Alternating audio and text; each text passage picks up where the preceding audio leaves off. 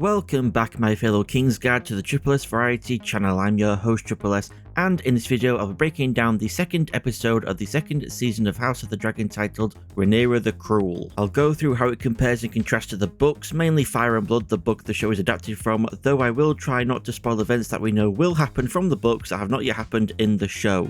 Now let's begin. Point number 1, oh, just your girl Alicent? Just Helaena?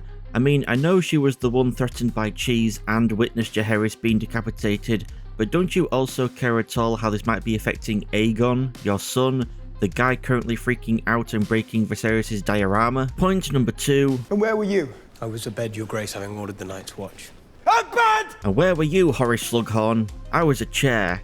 A chair! Point number 3. According to Fire and Blood, Blood actually tried to leave King's Landing 2 days after murdering Jaehaerys and was then tortured for 13 days, giving up who hired him and who his accomplice was. And since he was hired by Daemon through Massaria, who was still in King's Landing, the Goldcloaks searched for both her and Cheese but found neither. There is also no mention of Aegon killing Blood himself, just that after 13 days of being tortured by Larys, he was finally allowed to die. Point number 4, it's nice to see how show Rhaenyra has a fondness for Helaena just like book Rhaenyra, who calls Aegon and Daemon half-brothers but refers to Helaena as her sweet sister. Point number 5, there's no mention in Fire and Blood of Daemon and Rhaenyra having an argument over him playing a part in the death of Jaehaerys and how it weakens Rhaenyra's position. Point number 6, Daemon really must be getting sick of being constantly accused of wanting to steal the crown from whoever it is that is currently wearing it, since he gave up his crown as King of the Narrow Sea to Viserys in Season 1 Episode 4, put his brother's crown back on his head when it fell off in Season 1 Episode 8, and as he reminds Rhaenyra here, put the crown on her head in Season 1 Episode 10, though he can't really be that surprised people would mistrust him since he's done so many things throughout his life to foster that mistrust. Point number 7, so Rhaenyra's not willing to put her son Jaehaerys in harm's way by letting him keep an eye on King's Landing, but she's perfectly happy sending Baelor, his betrothed, to do it instead. Something she doesn't command her to do in Fire and Blood, or rather can't, since Baelor is only 13 and her dragon Moondancer isn't large enough yet to fly whilst carrying someone. Point number 8, I like Helena's nod to herself after Aegon walks by without saying anything, like she's thinking, yeah, that's just what I expected from him. Point number 9, God, the hypocrisy coming out of Kristen Coleslaw's mouth. No wonder he's the most hated character in the show right now. Though I will say, just make sure you separate the character from the actor, since Fabian Frankel has had to limit comments on his social media due to people harassing him over stuff Kristen's done in the show. Point number 10, it's funny how Aemon says here he's proud Daemon sees him as such a threat and how his uncle is scared of him, when in Fire and Blood, Aemon bangs on about how Rhaenyra dying doesn't matter, it's Daemon who is the real danger, and that if he died, Rhaenyra would lose all of her allies and support. Point number 11, Sylvie saying how when princes lose their temper it's often the small folk who suffer, reminds me of a similar quote from Varys to Ned Stark in A Game of Thrones, the book not the show. Why is it always the innocents who suffer most when you High Lords play your Game of Thrones? Point number 12, with Massaria saying she has no interest in betraying Rhaenyra and Rhaenyra not believing her, Massaria gives a speech akin to another quote from A Game of Thrones, this time from Jorah Mormont to Daenerys Targaryen. It is no matter to them if the High Lords play their Game of Thrones so long as they are left in peace. Massaria essentially says the same thing to Rhaenyra, that it was foolish of her to want to be influential and important, and after realizing that, she now just doesn't care about the war between the Greens and the Blacks, she just wants to go free and live her life in peace. Though Rhaenyra seems to have her own opinion on Massaria wanting to stay out of the spotlight by pointing out her neck scarf from when she used to wear a slave collar. Rhaenyra, in my opinion, seems to be saying to Massaria by pointing out her scar, you once were forced to be powerless by being a slave, then through hard work and sacrifice you became powerful, but now you're choosing to be powerless again? Are you sure that's what you really want? Point number 13, poor lonely Seasmoke abandoned by Laenor when he and Sir Carl Corrie ran away to Essos together.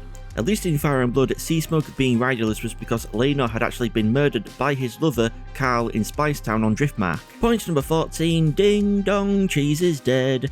Glad he got what was coming to him for kicking his dog. Oh, and also for killing a kid. Speaking of his dog, hey Cheddar, you Gouda boy, you're free now, doggo. Point number 15, in Fire and Blood, Otto never got angry at Aegon for ordering all of the rat catchers hanged, he actually brought in 100 cats to replace them. That probably explains why there are so many feral cats when it came time for Syrio Florel to task Arya Stark with catching one. Point number 16, Krispy Kreme was made hand in Fire and Blood after Otto was summoned to the throne room, and with Aegon ignoring his mother's support for Otto to remain hand. Also, Otto was stripped of his handship, not because he kept insulting Aegon, but because Aegon saw him sending letters and being patient as him sitting around doing nothing. I wish to spill blood, not ink, as Aegon says to him in both the book and the show. And Kristen wasn't made hand because of his plan to send Arik to kill Rhaenyra whilst pretending to be his twin. In fact, Arik is sent after Kristen is made hand. Point number 17. He made me king. Is that what you think? Ooh. Point number 18, tossing the hand pin just like Ned Stark and Tyrion Lannister before him. Or after him?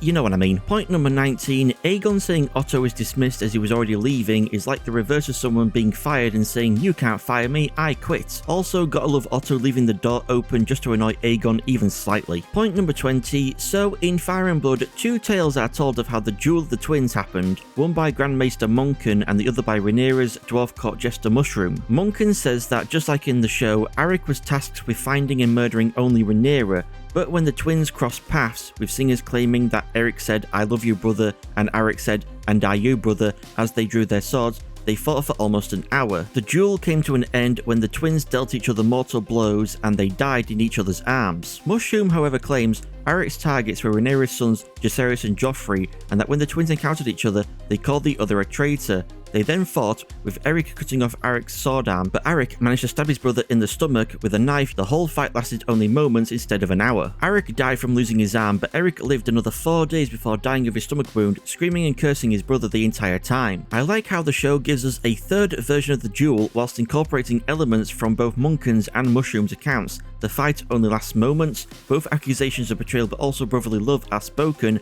Arik dies in his brother's arms, and while Eric survives, he chooses to fall on his own sword out of grief for killing his twin. I was actually wondering if the fight was going to end with Arik surviving and him walking towards Rhaenyra saying your grace was him pretending to be Eric in a last-ditch attempt to kill her, only to then end up getting killed himself by Sir Lawrence. Point number 21, I'm willing to bet it'll be revealed Mysaria warned Eric that his twin was on Dragonstone since, you know, she passed Eric on the way to the harbour, and then Mysaria will tell Rhaenyra she's thought about it and has changed her mind about not wanting to be influential and powerful and she'll join the Black Council. Point number 22, in Fire and Blood, Otto never leaves King's Landing to go to Old Town after being removed as Hand of the King. Point number 23, Daeron name drop. This is the first time he's been mentioned in the show outside of him being referenced by his cup token appearing on a cogwheel in the opening credits of season 1. Point number 24, neat callback to the beginning of the episode when Alicent says she's being punished and doesn't answer when Otto asks her for what sin, only now when she wants to tell him what the sin is, he says he doesn't want to know. Point number 25, nice mothering there Alicent, ignoring your crying son to go and get some Kristen cock instead. You could learn a lesson or two from Rhaenyra about how to comfort an upset son. To round all this off, my most disliked part of the episode goes to the character of Kristen,